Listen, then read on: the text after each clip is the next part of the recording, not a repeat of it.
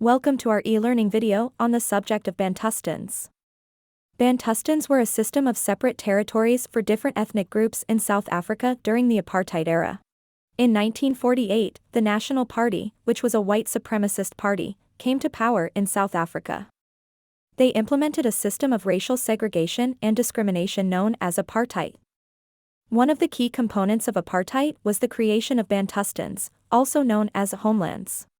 The Bantustans were created with the goal of relocating the non-white population of South Africa into specific territories, which were designated as their homelands.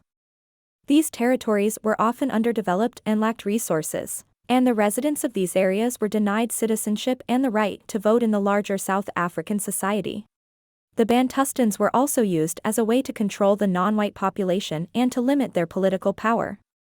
The apartheid government claimed that the Bantustans were independent, but in reality they had very little autonomy and were heavily controlled by the government. The Bantustans were widely criticized and were considered to be a violation of human rights. Many people were forcibly removed from their homes and relocated to the Bantustans, and many families were separated.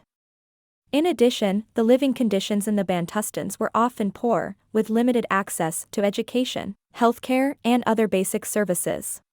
In the early 1990s, the apartheid government began to dismantle the Bantustans and reintegrate their residents into South African society. In 1994, South Africa held its first democratic elections and the Bantustans were abolished. Today, the legacy of the Bantustans continues to affect the people of South Africa. Many of the residents of the Bantustans still live in poverty and continue to face discrimination and marginalization.